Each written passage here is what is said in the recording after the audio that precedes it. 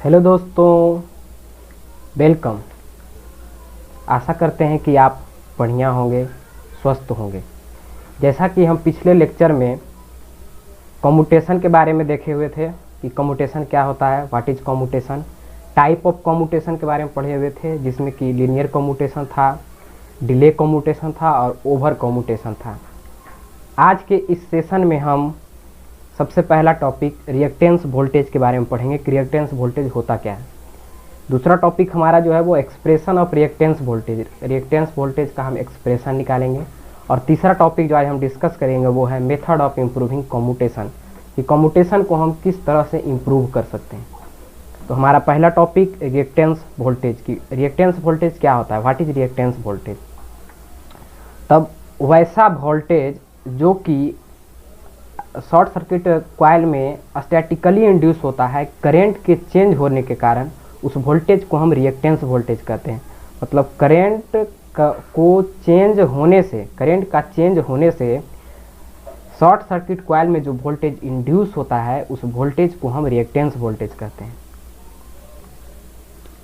जैसा कि हम जानते हैं लेंज लॉ के अनुसार कि जो जहाँ से उत्पन्न होता है उसी को विरोध करता है, उसी का विरोध, मतलब जो जहाँ से जन्मता है उसी को विरोध करता है। तो यह जो रिएक्टेंस वोल्टेज है इसका जन्म जो हुआ वह करंट में चेंज होने के कारण, जो चेंज इन करंट था उसके कारण यह रिएक्टेंस वोल्टेज का प्रोडक्शन हुआ, रिएक्टेंस वोल्टेज इंड्यूस होता था। तो इसी के कारण यह रिएक्टेंस वोल्टेज भी अब करंट चेंज इन करंट को या करंट के रिवर्सल में अपोज डालेगा, क्योंकि रिएक्टेंस वोल्टेज का उत्पत्ति चेंज इन करंट से हुआ है। इसीलिए लेंज लॉ के अनुसार reactance voltage change in current या करंट के रिवर्सल को यह अपोज करेगा। तो हमारा नेक्स्ट पॉइंट इसका है the reversal of current in short circuit coil is not completely reverse in commutation period. Reactance voltage अगर कहीं पर किसी भी सर्किट में आता है तो उसके कारण क्या होता है कि शॉर्ट सर्किट कॉइल में जो करंट का रिवर्सल था वह रिवर्सल कम्यूटेशन पीरियड में नहीं हो पाता है। अगर रिएक्टेंस वोल्टेज प्रेजेंट हो जाता है, रिएक्टेंस वोल्टेज आ जाता है, जिसके कारण क्या होता है कि शॉर्ट सर्किट कॉइल में जो करंट का रिवर्सल होता था वह रिवर्सल कम्यूटेशन पीरियड में नहीं हो पाता है, उससे ज़्यादा समय ले लेता है, जो कि हमारे कम्यूटेशन में नहीं चाहिए। कम्यूटेशन में हमको बस कम्यूटेशन पीरियड या उससे पहले अगर कंप्लीटली करंट का रिवर्सल हो जाता है तो तब वो हमारा कम्यूटेशन बढ़िया कम्यूटेशन कहा जाता है, स्पार्कलेस कम्यूटेशन उसको कहते हैं। जैसे कि कम्यूटेशन के पिछले लेक्चर में बताए थे delay commutation, ideal commutation, over commutation. तो यहाँ पर देखिए ओवर कम्यूटेशन क्या था, जो कम्यूटेशन टाइम इंटरवल जो था, जो कम्यूटेशन पीरियड था उससे अगर पहले कम्यूटेशन हो जा रहा था, कंप्लीट करंट का रिवर्सल हो जा रहा था तो उसको हम ओवर कम्यूटेशन कहे थे। तो इसलिए देखिए ये पहले ये जो ग्राफ दिखा रहा है सी ग्राफ वह ओवर कम्यूटेशन को दिखा रहा है, बी ग्राफ जो था वो आइडियल कम्यूटेशन क्या था, कि जो हमारा कम्यूटेशन पीरियड था उसी कम्यूटेशन पीरियड में अगर करंट का रिवर्सल हो जाता है तब जो कम्यूटेशन होता था उस कम्यूटेशन को हम आइडियल कम्यूटेशन कहते थे। और डिले कम्यूटेशन क्या था, जो कि ग्राफ ए में दिखा रहा है, जो ए से प्रेजेंट किए हैं, कि वैसा कम्यूटेशन जो कि कम्यूटेशन पीरियड जो था उसमें नहीं हो पा रहा था, उससे ज़्यादा समय ले रहा था, तो उस कम्यूटेशन को हम डिलेड या अंडर कम्यूटेशन कहते थे। यहाँ पर देखिए इंटरवल ऑफ शॉर्ट सर्किट लिखा हुआ है, ये इंटरवल ऑफ शॉर्ट सर्किट, इसको हम टीसी से रिप्रेजेंट करते हैं। इंटरवल ऑफ शॉर्ट सर्किट को हम टीसी से रिप्रेजेंट करते हैं, जिसको कि हम कम्यूटेशन पीरियड कहते थे। और यहाँ पर देखिए चेंज जो है प्लस आई टू माइनस आई, यहाँ पर देख रहा है करंट का जो चेंज हो रहा है plus i to minus i minus, तो यहाँ पर जो चेंज इन करंट होगा वो क्या होगा, plus I minus minus i. Change क्या होता है, फाइनल माइनस इनिशियल, तो plus I minus minus i equal to हो जाएगा 2i। इसका हम उपयोग करेंगे आगे जब हम एक्सप्रेशन ऑफ रिएक्टेंस वोल्टेज निकालेंगे तो वहाँ पर इसका हम उपयोग करेंगे। ठीक है, तो मेरा अगला टॉपिक जो था एक्सप्रेशन ऑफ रिएक्टेंस वोल्टेज का एक्सप्रेशन। तो इसके लिए टीसी बता दिए कि टीसी जो है कम्यूटेशन पीरियड कहलाता है।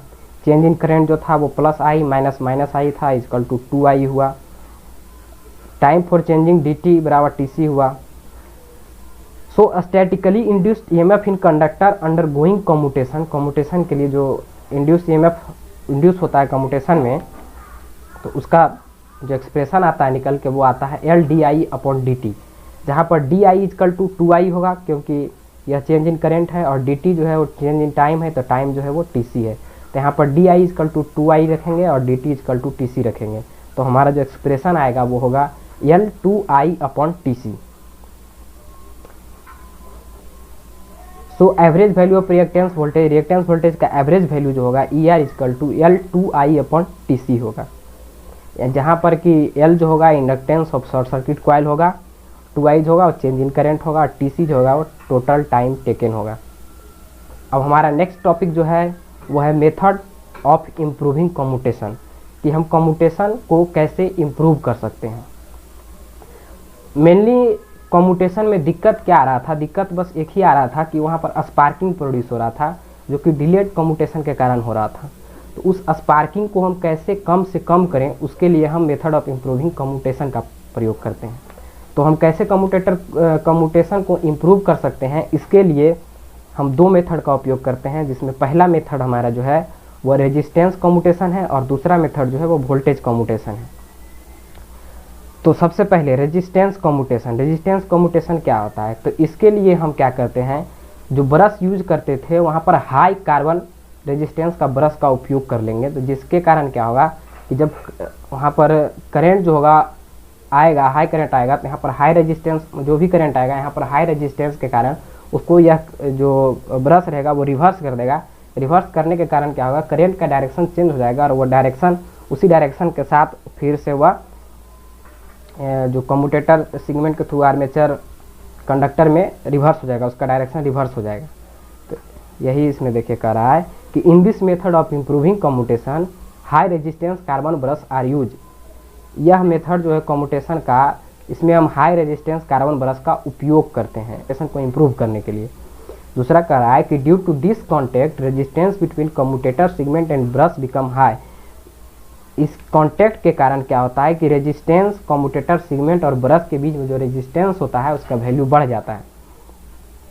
दिस हाई कॉन्टैक्ट रेजिस्टेंस, या हाई कॉन्टैक्ट रेजिस्टेंस जो होता है, इसका टेंडेंसी होता है कि करंट को शॉर्ट सर्किट कॉइल में उसका डायरेक्शन चेंज कर, शॉर्ट सर्किट कॉइल का जो कॉइल में जो इसका डायरेक्शन था उसको वह चेंज कर देता है। हाई रेजिस्टेंस के कारण ही उसका डायरेक्शन को यह चेंज कर देता है। सो इस मेथड में क्या होता है, reversal of current is quickly done. इस मेथड में जो करंट का रिवर्सल होता है वो जल्दी हो जाता है, और इसमें जब जल्दी हो जाएगा तो यहाँ पर स्पार्क प्रोड्यूस नहीं होगा। वही कह रहा है कि इसमें स्पार्कलेस कम्यूटेशन, रेजिस्टेंस कम्यूटेशन का अगर हम उपयोग करते हैं तो हमारा कम्यूटेशन जो होता है वो स्पार्कलेस कम्यूटेशन होता है।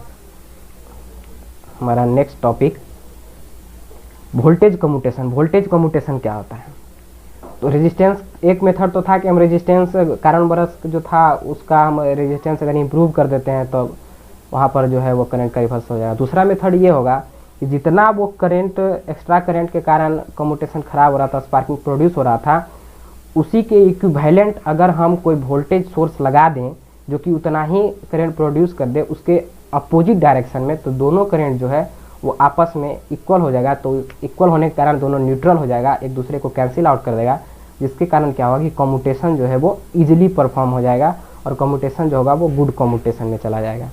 वही बात कर रहा है कि in this method of improving commutation we made an arrangement to induce a voltage into the coil under commutation which coil neutralize the reactance voltage. जो रिएक्टेंस वोल्टेज था उस वोल्टेज को न्यूट्रलाइज करने के लिए हम एक अरेंजमेंट इसमें पुट अप कर देते हैं।